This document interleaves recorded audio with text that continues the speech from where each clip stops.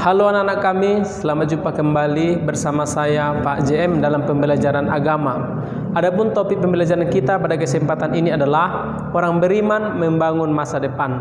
Nah, pasti anak-anak kami penasaran kan dengan materi ini? Mari kita saksikan dalam video singkat berikut ini.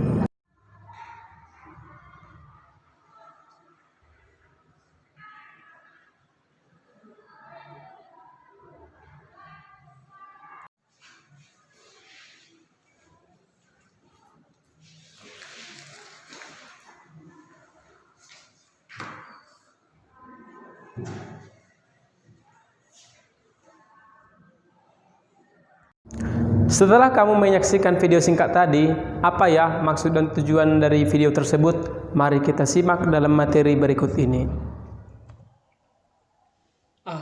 Cita-cita demi membangun masa depan.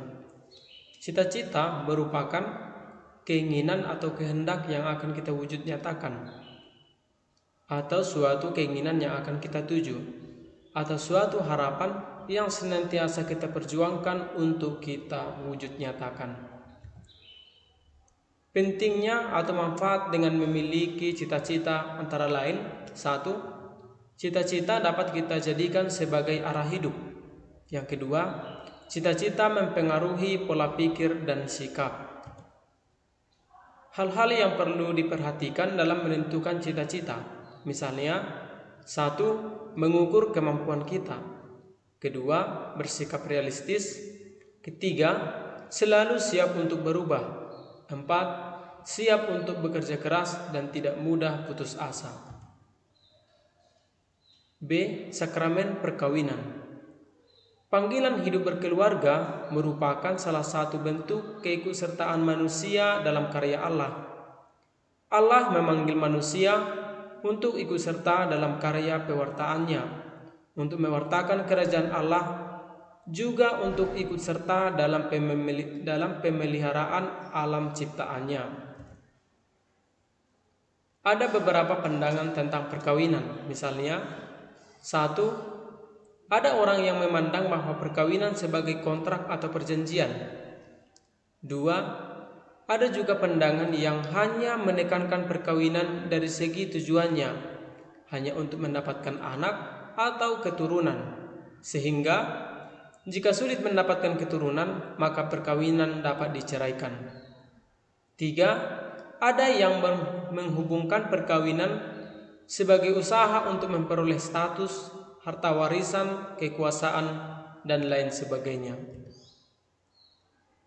Gereja Katolik memandang dan memahami bahwa hidup berkeluarga itu sungguh suci dan bernilai luhur, karena keluarga merupakan persekutuan hidup dan kasih suami istri yang mesra yang diadakan oleh Sang Pencipta dan dikukuhkan dengan hukumnya dan dibangun oleh janji pernikahan atau persetujuan pribadi yang tak dapat ditarik kembali.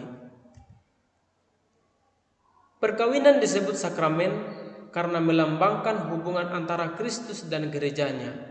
Hal ini dapat kita lihat dalam Efesus 5 ayat 22 sampai dengan 33. Tujuan perkawinan Kristiani adalah kesejahteraan suami istri sebagai pasangan, keturunan atau kelahiran anak, pendidikan anak, dan kesejahteraan masyarakat. Jadi, tidak memiliki keturunan bukan menjadi alasan untuk bercerai. Ciri perkawinan Katolik antara lain: 1. Hanya antara pria dan wanita yang didasarkan atas kasih atau cinta. Yang kedua, bersifat monogami. Dan yang ketiga, tak terceraikan. C. Sakramen tahbisan atau imamat. Para rasul mendapat kuasa untuk merayakan perjamuan Tuhan dan juga mendapat kuasa untuk mengampuni dosa. Kuasa ini diteruskan oleh para penggantinya, yaitu para uskup. Para uskup melimpahkan kuasa ini kepada para imam. Jadi, para imam memiliki tugas untuk merayakan perjamuan atau ekaristi dan juga memberikan pengampunan atau sakramen tobat. Para imam memiliki tugas pokok, yaitu ikut ambil bagian dalam tri tugas Yesus sebagai Raja, Nabi, dan Imam, yaitu mengajar, menguduskan, dan memimpin. Syarat untuk menjadi seorang imam antara lain: 1. Seorang pria normal yang telah menerima inisiasi Katolik. Yang kedua, belum dan tidak akan beristri seumur hidup. Yang ketiga, menyelesaikan pendidikan filsafat, teologi, moral, dan hukum gereja, atau pendidikan seminari, yaitu pendidikan bagi calon imam. Keempat, seseorang yang ingin menjadi imam harus sehat secara jasmani dan rohani. Dan yang kelima, mempunyai hidup rohani yang baik serta memiliki motivasi dan cita-cita yang kuat untuk menjadi imam. Imam atau biarawan, biarawati mengucapkan 3 kaul atau janji, yaitu kaul ketaatan, kaul kemiskinan, dan kaul kemurnian. Ketiga kaul ini ditaati dan diucapkan oleh para imam, biarawan atau biarawati agar pelayanan yang dijalankan dapat dijalankan secara penuh dan total. Demikianlah topik pembelajaran kita pada kesempatan ini.